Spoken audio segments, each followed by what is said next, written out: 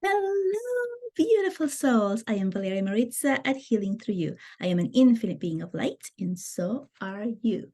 Today, I have the pleasure of bringing and presenting to you the wonderful Kyley Caldwell. She is a master in shadow work, and she's here to come and share her story, her really personal story about how she came from all of this depression and feelings of having this veil in between us, like that veil that is kind of like, I don't know what's on the other side, but I'm just feeling really deep in here. And then how she went through all of that to where she is now. So I'm so excited to bring her to you. And I'm just going to pull her up and you'll get to meet her. So here we go. I'm just going to pause. Yeah. So hello, Kylie. So nice to have you here on my podcast. So happy to be here. I am so excited. I already told the audience, you're the queen of the shadow work and the shadow work, like it was one. Definitely not one thing. um, we just want to start by asking you just to tell us a little bit about you, like, where you are or what you do, and then we can move more into the Sure. story. Yeah, absolutely. So I am a mom of two small kids. I have a 6 and a 4-year-old. And I always I don't know if you have a hard time with titles, but I feel like my title feels new every day. So but in large part, I think of myself as a liberation coach, right? And so my Ooh, I work like that. intersects, thank you. My work intersects, especially money and business and shame and the stories that we tell that make ourselves, that we have used for protection, that make us feel small and stuck and suffering. And so that work kind of runs the spectrum of like super mystical to sometimes supremely practical, because I have a background as a sales director before I became a full-time mystic. And a lot of my life is spent trying to figure out the balance of doing this work that I love, that saved me. And so I just pay it forward, and being present for my kids. And increasingly, I feel like my newest edge is really about trying to make sure that I am like really relishing the whole life that I've built.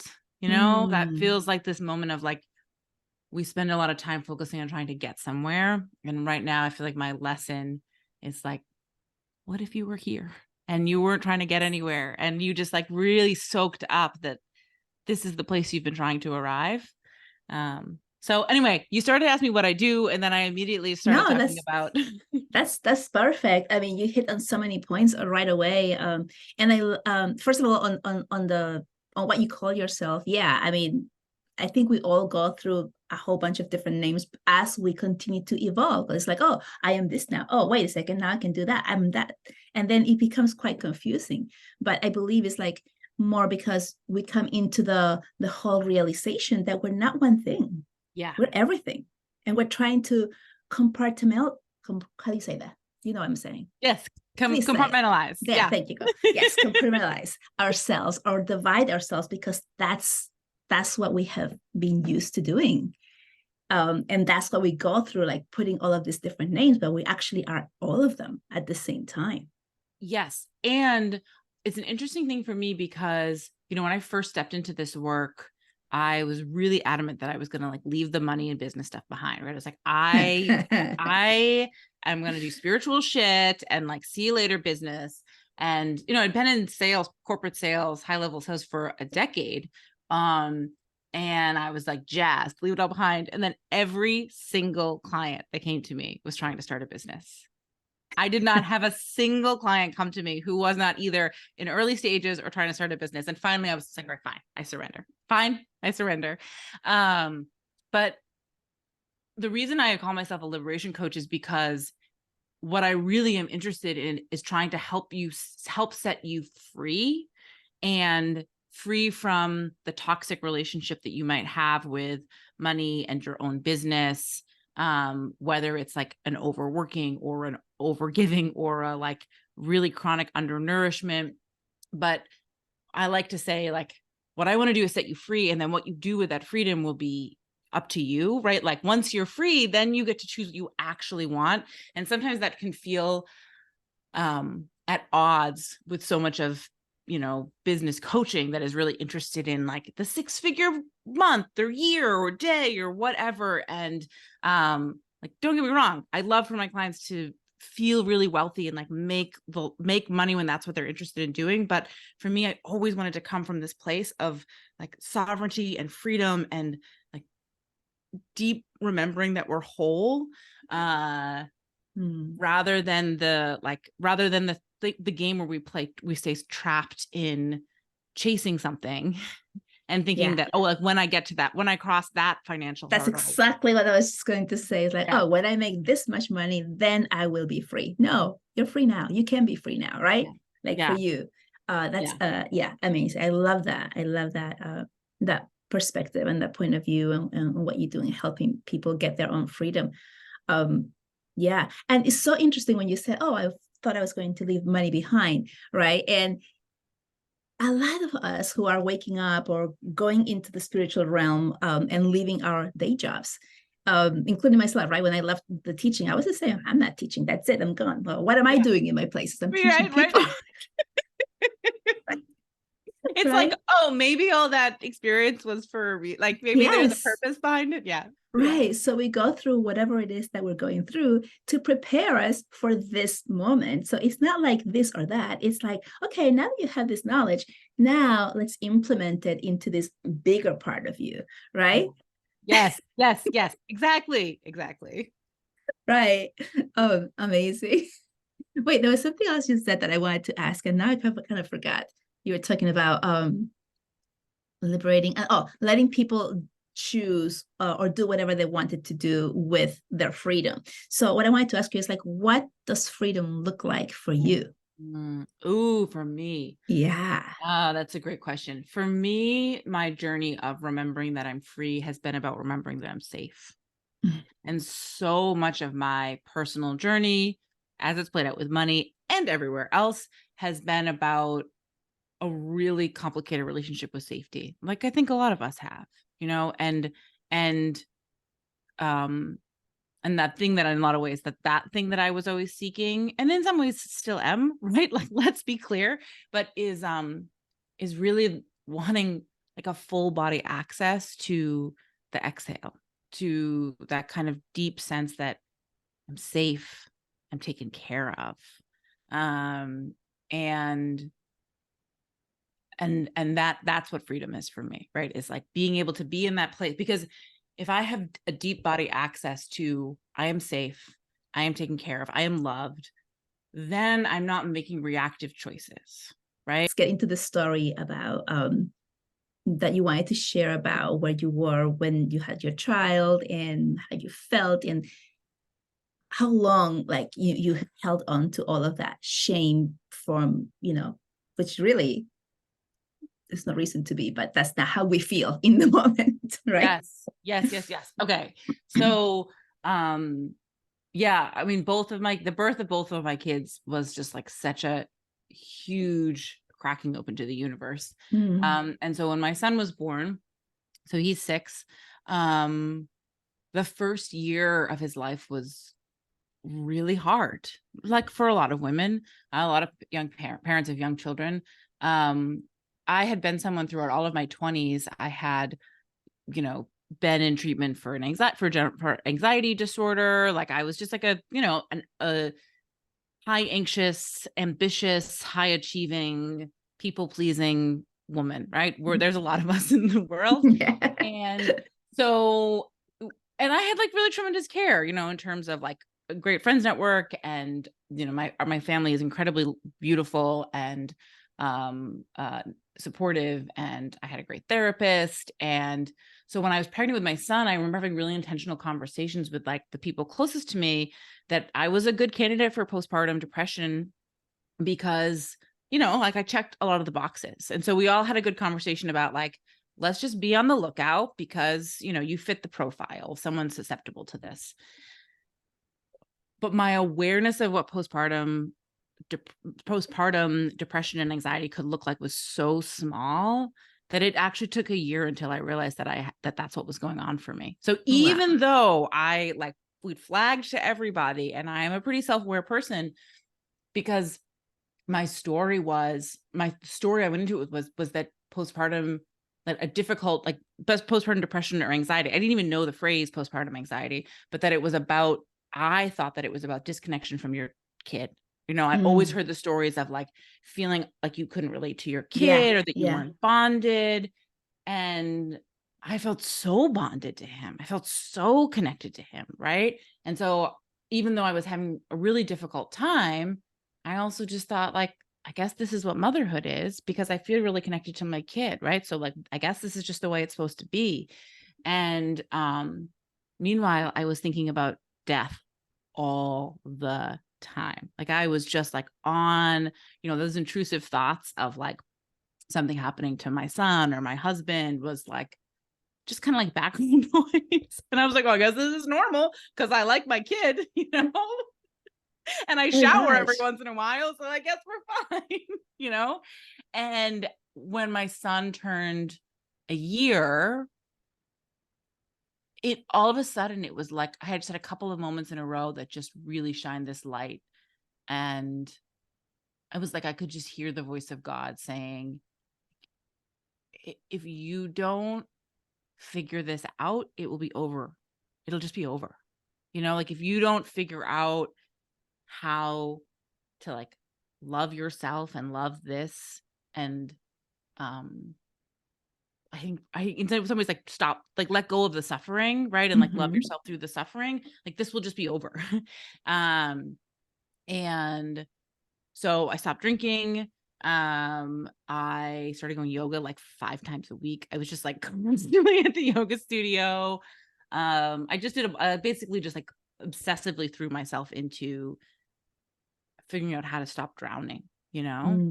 Mm. And in the space that I made, the universe just came pouring in, like pouring in. And all of a sudden, and I'd always been kind of a spiritual person. I was really spiritual when I was younger. I like read a lot of books. I was like intellectually curious. I'd had some pretty mystical experiences, as a child, but I had kind of shut it off because organized religion didn't feel like it fit anymore. And Mm. then it was just like, yeah, God, the Blessed Mother, the universe just came like pouring in.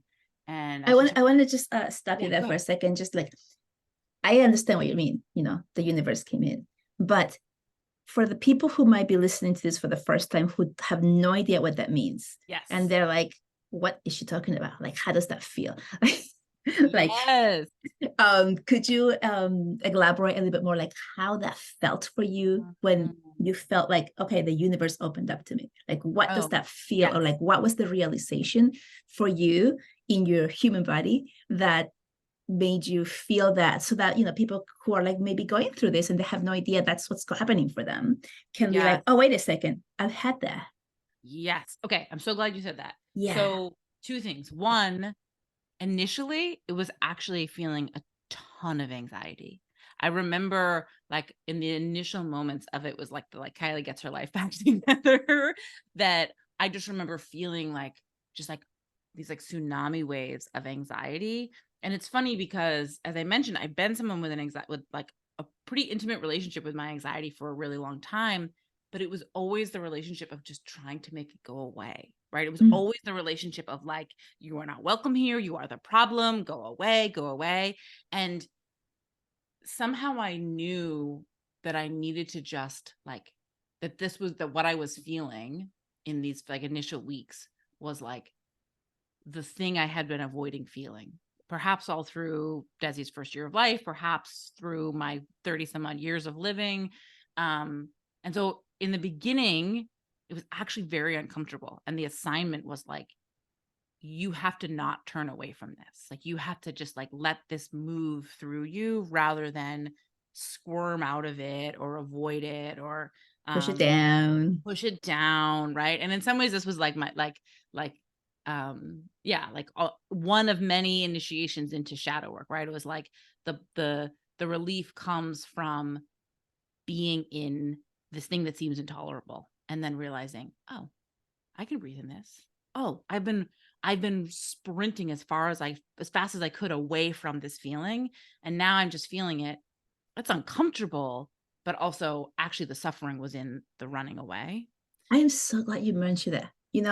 It's funny because I'm having aha moments as you're speaking. Because I've had several clients who've had anxiety, and it's the whole thing about, what does society tell you? Calm it down. This is something to relax you. This is something so you don't feel, right? Or people just self-medicate, right? With whatever it is that they have, or like, alcohol, whatever. I don't want to feel it. But in fact, it's like, that's what it is. That's your awakening. That's that feeling of like, oh, I'm beginning to remember. And it's so scary. I was going to use your word before. It's so It's scary. contagious. Sorry. Yes.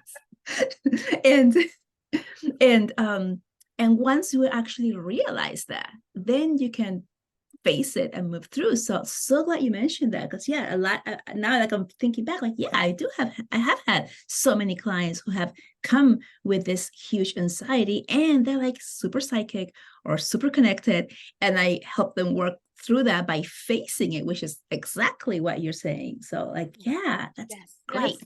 And one of the way I now relate to anxiety is I think of anxiety as what I call a buffer emotion. So I think of my anxiety as protection, right? That there's actually something that I'm afraid to feel. For me, often it's been shame, right? And so my anxiety shows up to be like, whoa, whoa, whoa, don't go in here, right? Like start worrying, start panicking. Why don't you start flipping around on your phone because you're about to drop beneath, like I think of it like as like the churn on top of the ocean, right? And you're about to drop down into the ocean, and in the ocean, it's dark and there's shame or there's self-loathing or there's something that you don't want to feel. And so just stay up here. And so one of the ways that I now love myself through anxiety is, sometimes just to be like, oh, right. It's not always like, I'm not always graceful. Let it be very clear. But one of the ways that I can love myself through anxiety is sort of ask, like, okay, what are you protecting me from in this moment? Right? What is it that I am actually afraid to feel that maybe I would feel better if I were able to witness or be compassionate with, right? Is it shame? Is it self-loathing? Is it, some other complicated emotion?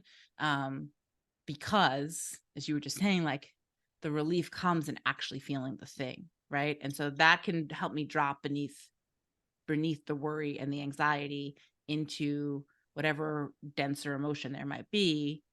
And once you're actually in the emotion, like, grief becomes love, right? Shame becomes love. That one's complicated, but trust me, it does, It's like the roller coaster, you're going up and you're like petrified of that thing, when you're going to flip, then you get there and it's like, now there's no going back. I have to feel it. And you go through it and you're like so scared. And then you finish, you're like, oh, that was actually fun. What? Yeah. Right? Yes. I had an experience yesterday, actually, where I had like a lot of grief showing up, and I was like mostly feeling kind of sad and mopey. And then I had a good conversation with a friend, and I had a chance to actually cry.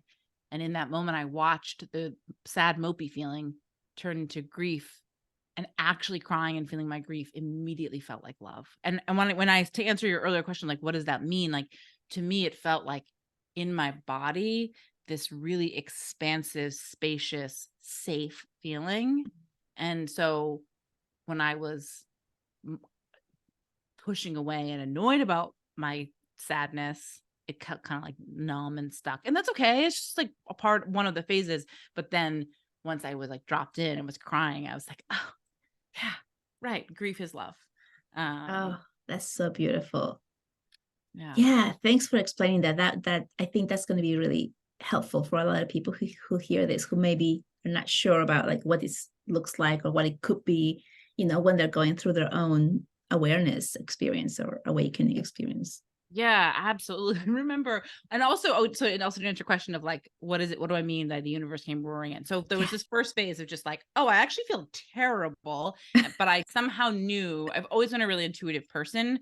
Um, Mostly my body. Like it's like I can feel what yes or no feels like in my body. That's kind of always been available to me, and so I could just feel this anxiety, and then after that phase started to soften, I just started to have these, like, I'd be in yoga class and I would just have this feeling of tremendous peace wash over my whole body. Or I started like really journaling and more intentionally praying, by praying, I just mean like I'd be driving, talking out loud to God or whatever deity felt. I grew up Catholic, so like I was like, the Blessed Mother. I've always kept her, even though I stopped being Catholic a long time ago. So I talked to her, my I grandma. know the word prayer has some things attached to it, but that may not be received by a lot of people who leave the religion. Like I was raised Catholic as well, and I also like really wanted to stay away from praying. Then I realized, hey, this is praying, right? It's all in the meaning of what we give the word. And for a long time, the word did not resonate with me at all, and it's Mm-hmm. only recently come back.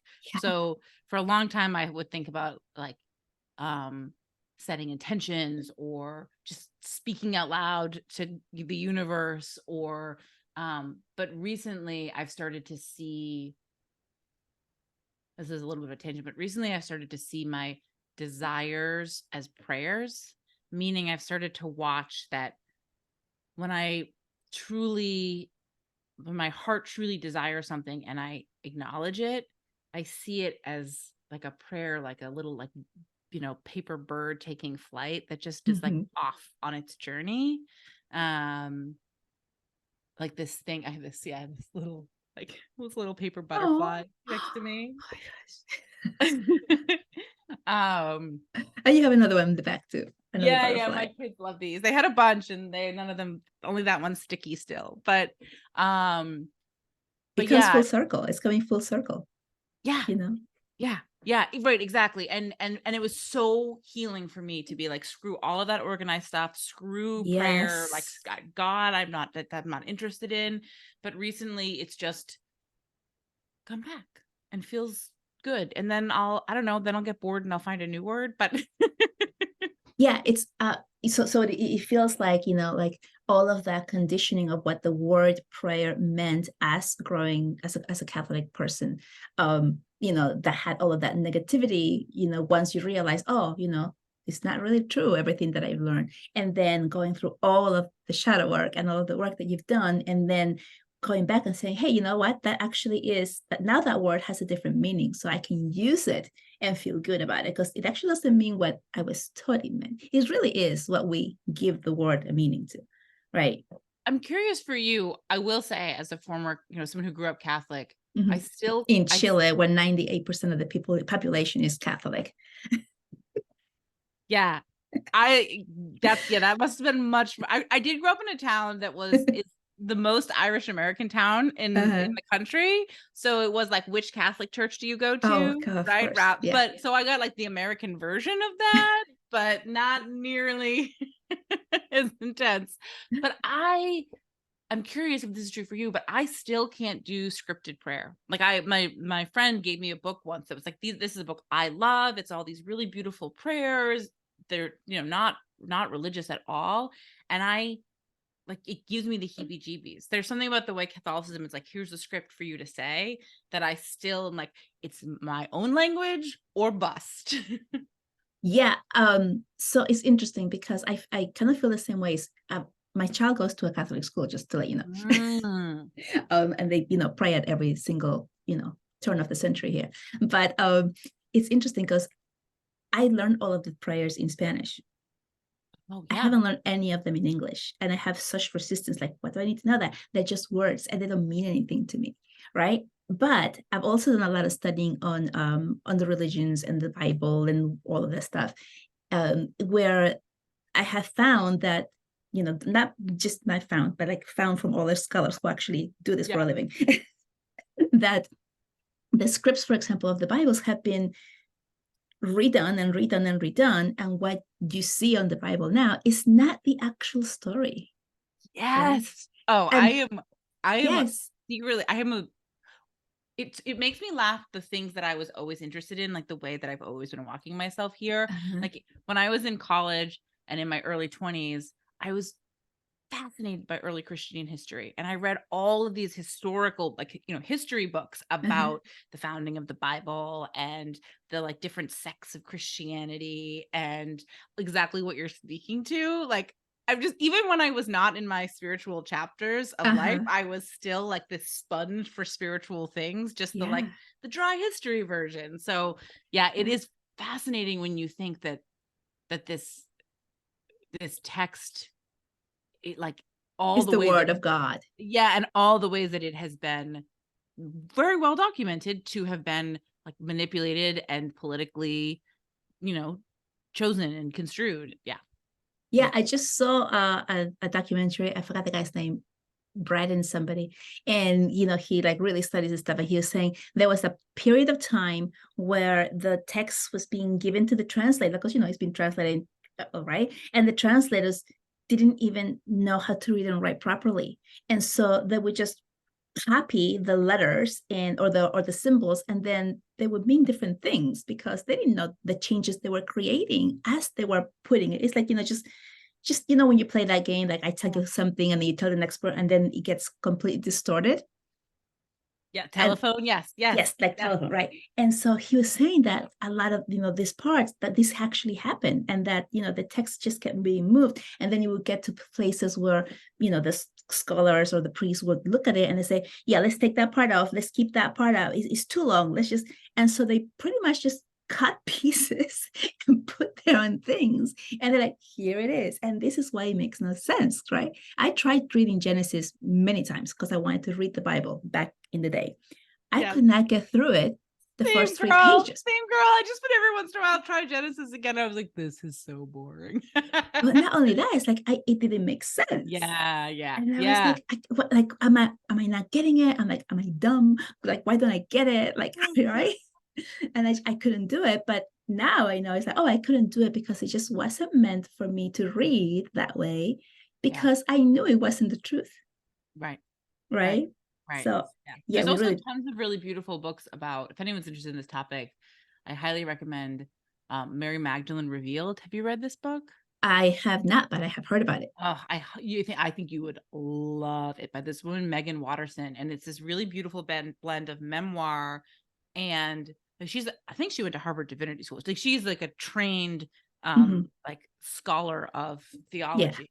And so it's her interweaving of this text that is contemporary to the books in the New Testament, but didn't make the cut, in Right. part because it's like the About Mary women. Magdalene's gospel, right? Like, oh, we can't give we can't give women any power. And Let's burn them at the stake first. right. And then that interwoven with her own deeply spiritual personal journey of like being in relationship with Mary Magdalene and like the essence of her teachings. So if anyone's interested in this topic, I couldn't recommend that book more. It's one of my favorites. Awesome. I'm going to put it on my list. Yeah. Yeah. Yeah. Yeah. Okay. Yeah, I know we went completely off on the tangent here. It's what I do. It's fine. I mean, my podcasts are all like this. That like nothing scripted. It's just like let what Yeah. comes out come out because that's what people need to hear. Yes. And I said to someone the other day on our show, like, my goal is for you to forget that you're on a podcast, right? Like, I just want us to have a fun conversation, and I trust that that will then be fun for other people to listen to. So I'm Oh, gonna. that's a beautiful intention. Yeah. Yeah. Yeah. All right. Where were we? Okay, if we go back in chronology, let's see.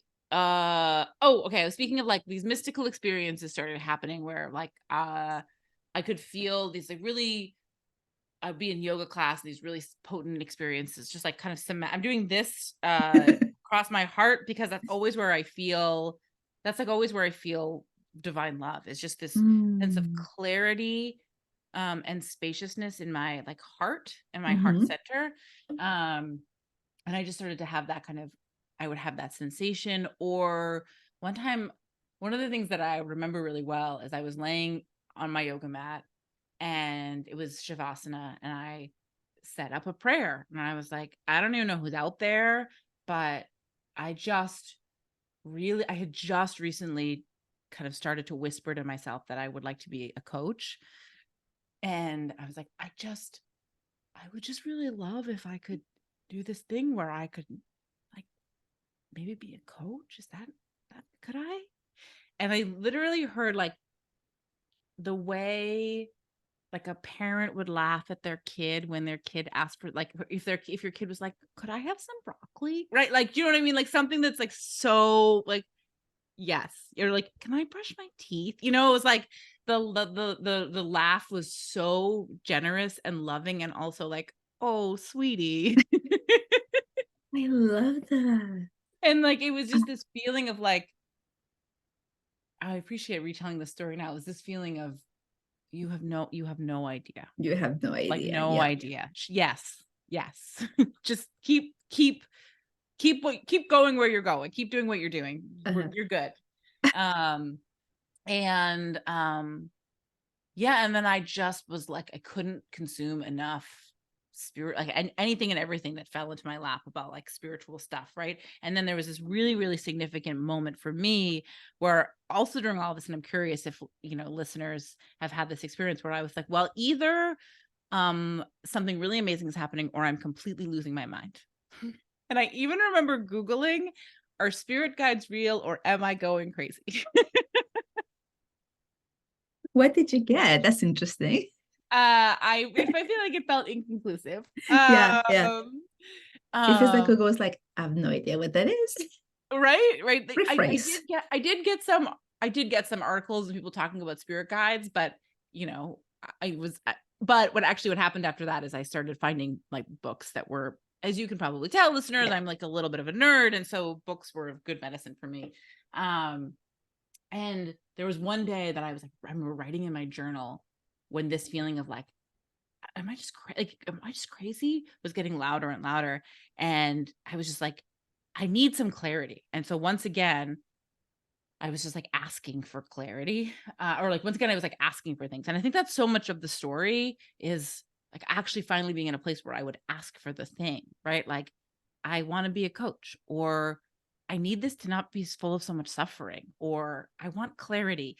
And so I remember writing in my journal of like, just get in, like, help me out, man. And I felt this really strong tug to go to the bookstore. And I remember standing in the aisle of the spiritual, like the spiritual books, Mm-hmm. and hawks were always, it's like a really, really potent bird. They're every time I would see hawks, I was like, oh, that's my grandfather. My grandfather was like a big, larger than life personality. And so I was like, oh, that's Grampy saying hi. And I was reading a book about it was like animal wisdom. And I Mm-hmm. opened up to the hawk page and I just heard, I'm like reading it, and I just heard, you are the hawk. You are the hawk. Got chills on that one. I That's know. And I was like, amazing. oh, oh, okay. And then the next book that's like, it basically leapt off the shelf out onto my hands. I don't know how else to describe it, right? Like, Mm-hmm. just this book landed in my hands, and it was called Opening to Channel. Which, if anyone is interested in channeling, and I really love this book. I think they do a really beautiful job. And I didn't even know what channeling was. I didn't know what the Akashic records were. Like, I didn't know any of these. Mm-hmm. I just knew that I had to keep following this tug. Anyway, this book like landed into my hands, and I sat on the floor and started reading it. Do you know those feelings of something just like sucks you in? I think I read the Yeah. whole book in like 12 hours, or like in a day and a half or something ridiculous. But it was about like, it gave me, I asked for clarity, and this book gave me the tools to like really actually open up my own connection to get clarity, right? To ask and receive and be in conversation at a deeper level with spirit. And Yeah. And that was just like such a significant moment of like turning the ship from the Mhm. suffering, you know? Wow. Beautiful. Yeah. Thank you for that beautiful explanation.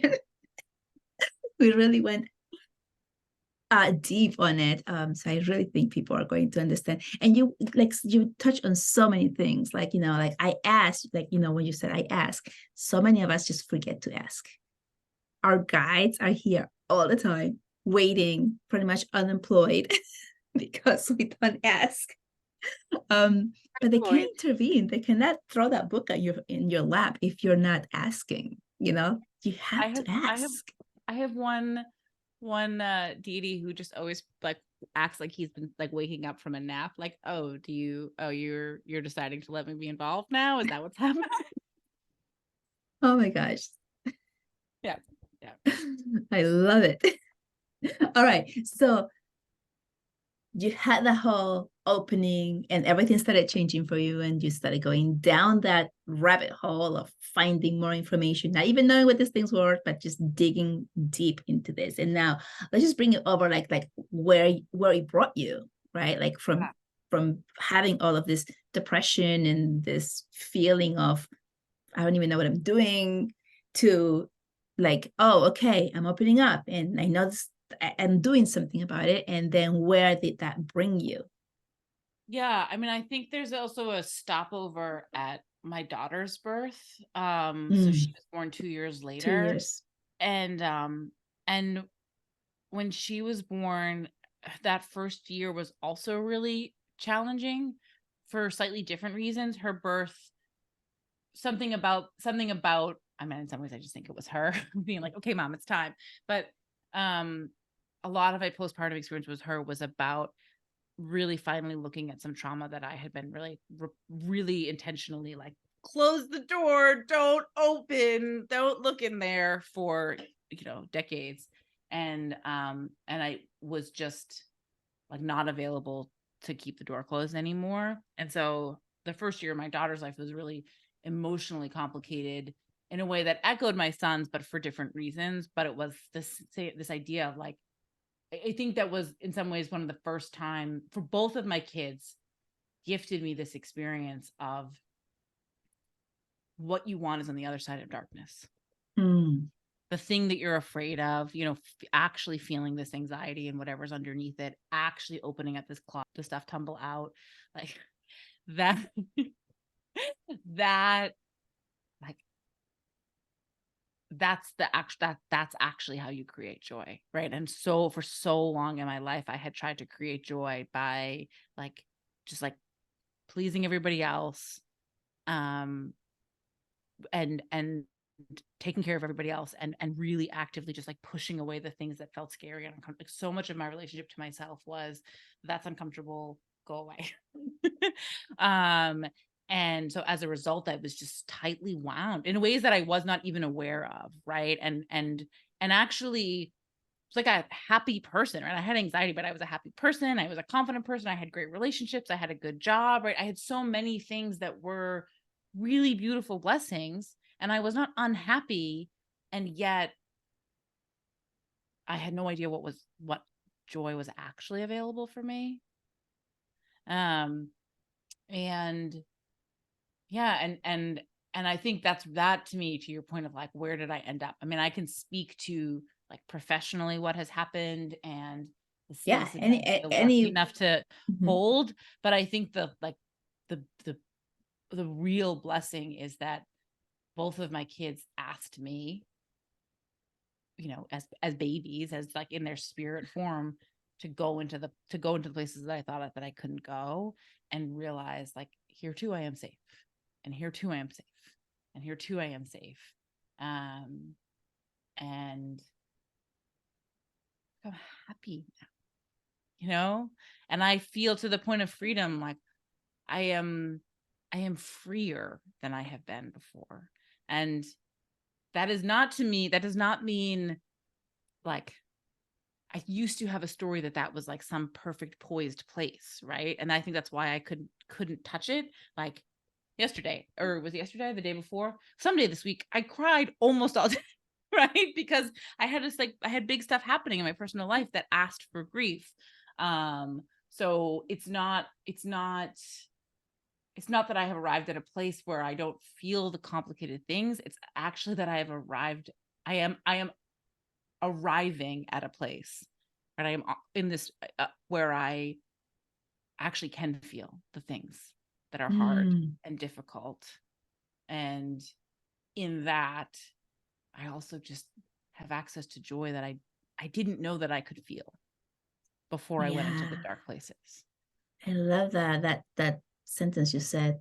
And now I'm able to feel, right? Because that's the thing. And so many people do this. Like people in my family do this all the time, including myself, of course. Getting yourself so busy with so many things that there's no time to think or feel or look at what's coming up. Yeah. And Yeah. I'm guilty. Like, again, I watch these patterns. I watch these patterns all the time in myself, right? Of like, Mm-hmm. you know, where I'm like, okay, I'm going to be with my kids all day, and then I'm going to work at night, and then I'm going to never rest. And this is totally sustainable, right? Of And course. so no problem here, nothing to see here.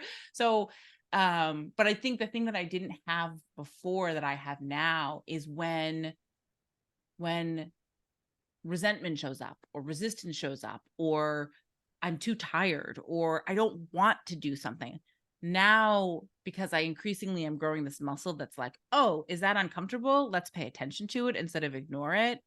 Now I get the wisdom of whatever my resentment is trying to teach me. And so Mm. it's not that I have built this life that's like, oh, I'm not a hot mess all the time. I'm a hot mess all the time. But now I have the tools to like hear, like sometimes I think of our complicated emotions almost as like the signs of a vitamin deficiency, right? It's like if resentment's showing up, it's because you need something. And we have a tendency just to say like, don't feel resentment or don't feel anxious or don't feel afraid.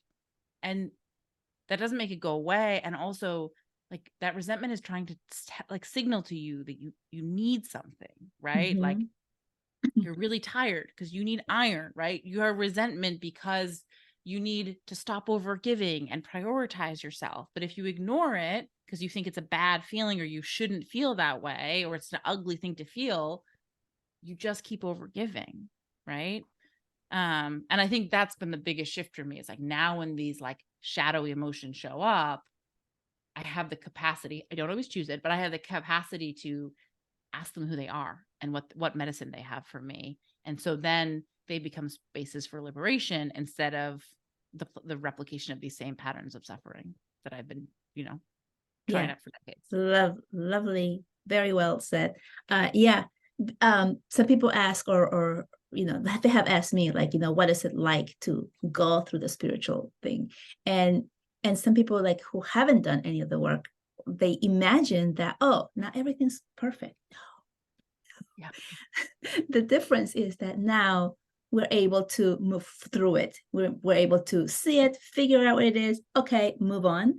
Whereas before it would affect us in like we could be days, weeks in that. Looping. Yes. Yes. Yeah, right. And so that's what it is. We're still human. We're still living the human, experience here. And we're still making mistakes. And I still yell at my child sometimes when I lose it, right? It's like Yes. I'm still human. Yes, I do feel bad about it. Yes, I apologize. But there's like a lot of things that, you know, people might see us and like, oh, they're doing this and everything. But no, we're not perfect. Yes. Yes. Yes. Yes. 1,000%. And I think so. One of the things I've also observed is like, for example, say I'm impatient and I yell at my kids. And the the reaction we often have is then to judge ourselves, Yes. right? And our inner critic comes roaring in as like, see, this is why you're a Uh-huh. junkie mom or whatever. And that is the thing that keeps us trapped in the pattern, Mm-hmm. right? As opposed to me, I feel like so much of the spiritual journey is really about learning how to be compassionate when you would Mm-hmm. want to, when your default was judgment. For me, at least, it's all of the time, all of these places of judgment, I'm starting to get to slot in compassion instead. And Yeah. or compassion, and sometimes, to be clear, sometimes the compassion is that I am compassionate for my inner critic, right? So sometimes Uh-huh. I can replace the inner critic's voice with compassion. And sometimes what's available is that I'm just really compassionate of the inner critic. And I'm like, okay, you're trying to protect me. You're kind of a jerk, but you are trying to protect, you know. But I Yeah. feel like because the judgment of like, oh, I shouldn't do that, I'm the worst, is like that's the thing that actually makes me more likely to be a jerk to them again the next day, you know? Mm-hmm. Right. Yeah. Yeah. I also have found that, I mean, I was definitely not here years ago.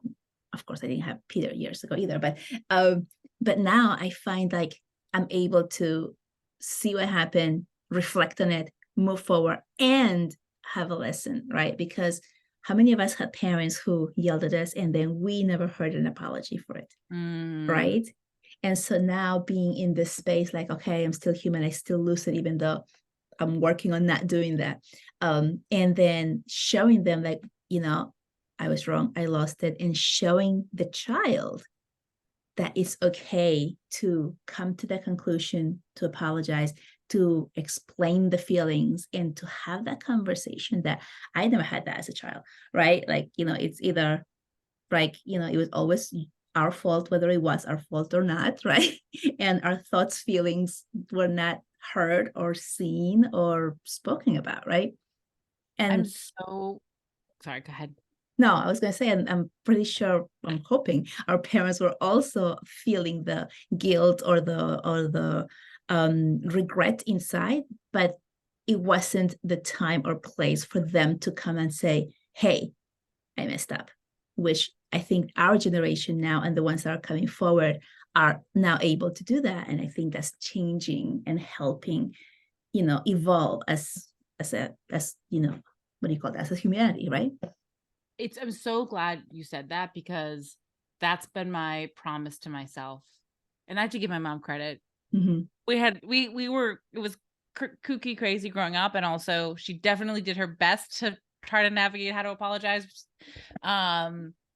But I made that promise like when my kids were really young, like I'm going to apologize. And for me, I also am really clear to apologize without like, I'm sorry I yelled, but Yes. and sometimes Yes. that's hard. Like sometimes that is hard.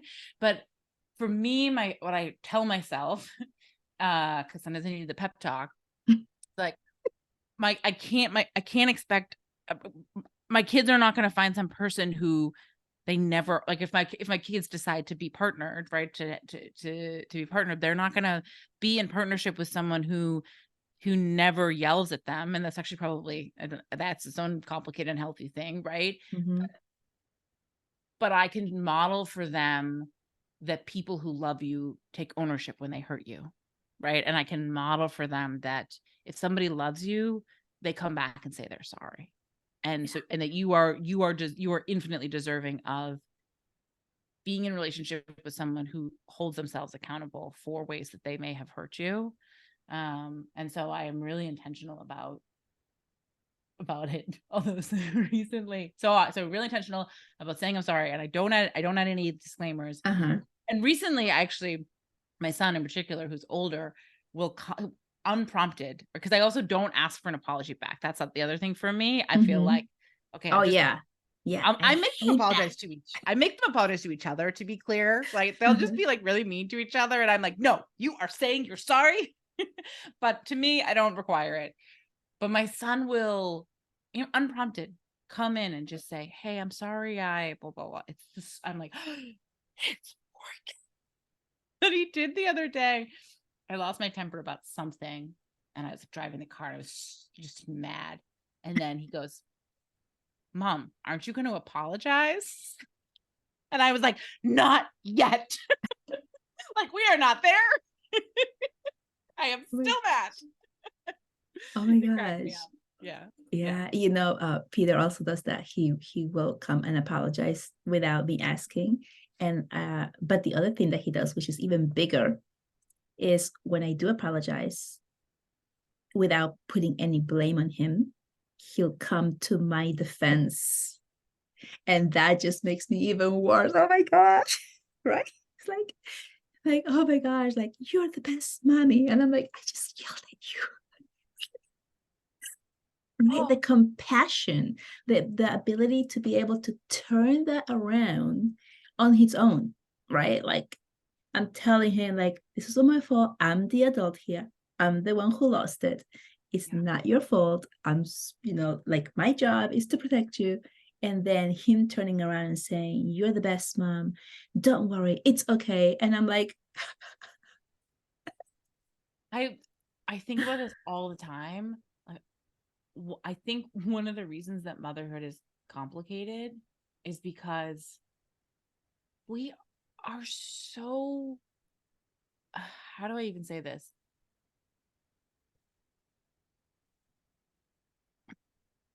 I am totally, wholly unworthy of the way in which my kids love me. Like, on a soul level, right? Yes. But like, they are just, they just love me. Like, your children love you with unconditional love. Like, that is the yeah, experience it's of like the unconditional. pets. Yeah. I don't have pets, so yes, but like, it's like your kids love you unconditionally, and it short circuits our brain, right? It's like, that's the thing, that like, we are unconditional love and we are seeking unconditional love, and then also the way that our kids, yeah, actually love us unconditionally is just, it just blows my mind, like, Yeah. constantly, how Yeah. much. And recently I've been trying to hold the space of, um like, rather than, this is a game I play with myself when I get in my head, rather than trying to say like, no, no, you are worthy of your kids' love and blah, blah, blah, as I actually just try to lead into it. And I'm like, you know what? I actually am unworthy. That's the gift of it. I actually am totally unworthy of this blessing. And also, it's my blessing, right? It is fully my blessing to receive. And I don't have to be worthy of it. It's just actually exists. And that might sound weird to some listeners, but I do that a lot. Like, if I have a fear of being selfish, I will sometimes turn into that and say, I am selfish though, right? I am selfish. I am also all these other things, but instead of trying to convince myself I'm not selfish, it's another version of the not running away, right? Yeah. And so I will It's like just, facing it, like, you're not selfish, period.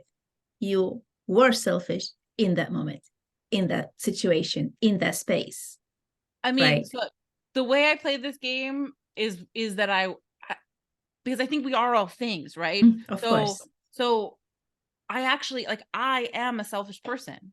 I am Mm-hmm. also a wildly generous person. But for Mm-hmm. me, I had such a fear for so long of being selfish that I was constantly living in reaction, right? I was like, I had this fear of being selfish. And so I was, my identity and my actions were reactionary against this. It was like, don't be selfish. You have to just avoid it at all costs.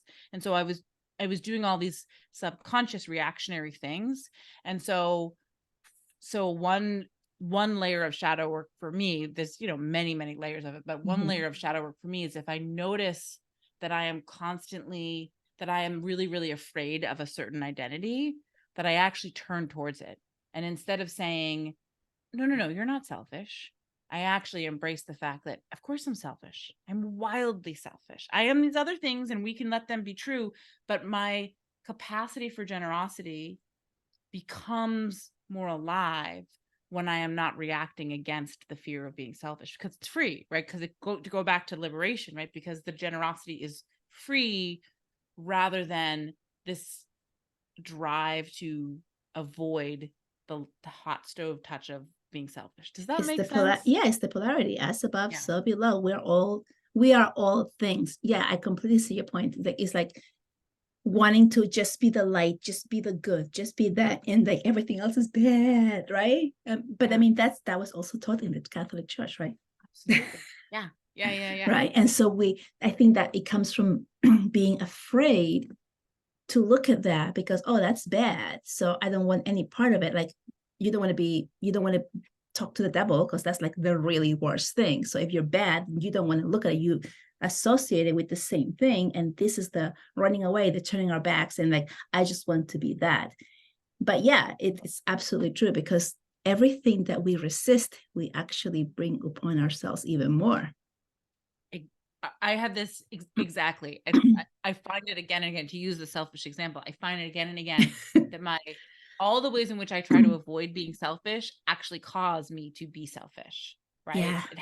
All the time. I observe like my most selfish behavior is a reaction against trying to not be selfish, right?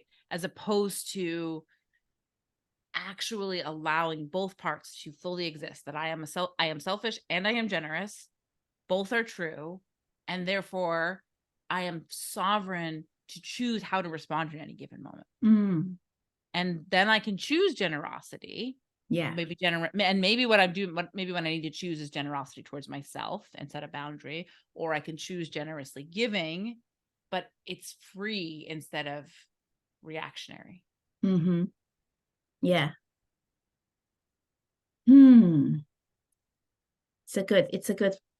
It's a good pause there. Like, let it all sit in. Like, are you absorbing this?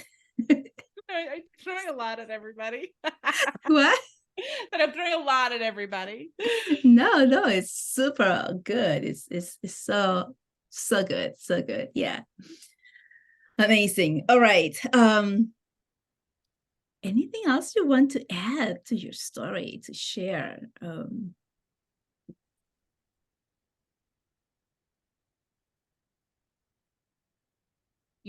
I think one of the biggest things in this meandering journey of shadow work, which I will say, to actually define the term, I think for me, shadow work is about a willingness to go to the places you're afraid to go, because that's where you find love, you know? And that for me, every single time I have turned with compassion and with support, often towards the places I'm afraid to go, it always changes my life. Sometimes it's a small thing and it changes my life in a small way, and sometimes it completely reorders the way I move through the world. But I spent so long just trying to run away from the things that I was scared of, and just trying to kind of create happiness by holding my fists as tightly as possible. And I wasn't failing at it. There were a lot of things that were really beautiful in my life. And also, God, it feels good to be freer and easier, and breathe easier. And so I think I just want to offer to people that it's worth it. There were so many moments, especially when I was tending to things that felt like really bleak and really scary. I thought, like, why did I open this can of worms? Like, why didn't I just stay on the other side of the bridge where I was like kind of uncomfortable, but like not in this swamp? And it has been worth it every to just keep, like, the shortcut is through the swamp. The shortcut is through the swamp every single time. It's to go to the places where it hurts, or the places where you think you can't go, or the places where you think you shouldn't go. And with support, like the number of I was just going to say that. I was just going to say like that. there's like there's no No reward way. for doing it at the end, like doing it No. alone. Like, rally your people. The number of healers that I have worked with and call good friends are like innumerable. But I'm also thinking of this one particular moment after my daughter was born, and I was like kind of in the depths of like, I'd opened up that closet, it all had come tumbling out, and I had been kind of tending to the darkness with one modality, specifically talk therapy, which was beautiful. And also I had reached this point where it felt inadequate. Mm-hmm. And not because therapy is inadequate, but because it felt like I needed a different tool, and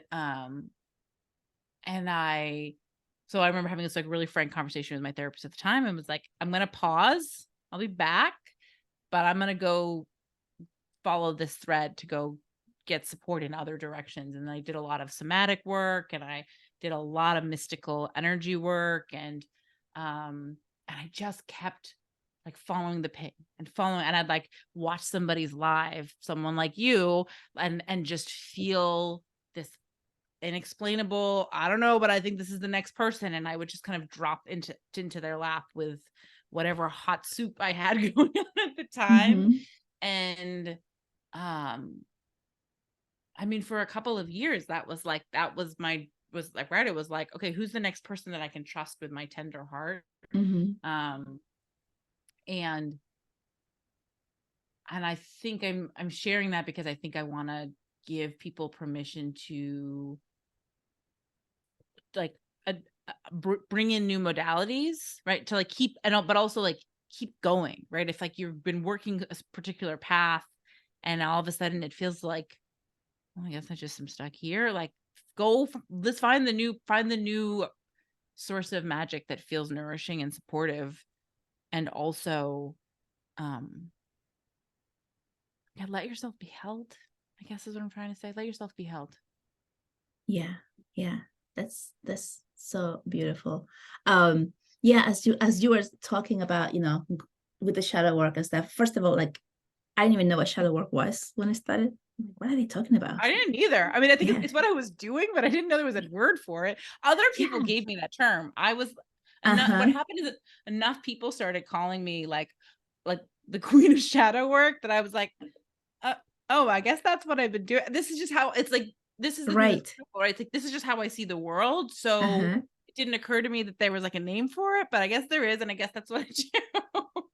Right, right. So that's how it is, right? And so I remember like seeing a lot of different things, on social media, shadow this, shadow that. I was like, what are they talking about? Like I had no idea. I actually had to go and ask somebody, what are they talking about? Because it doesn't make sense, and had to have it explained. So I really love this conversation when you're really going deep and explaining, what it can look like and stuff, and what it feels like. But also it's not something that you do on your own.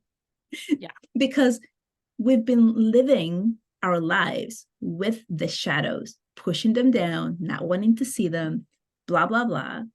And really, we can't bring it out on our own.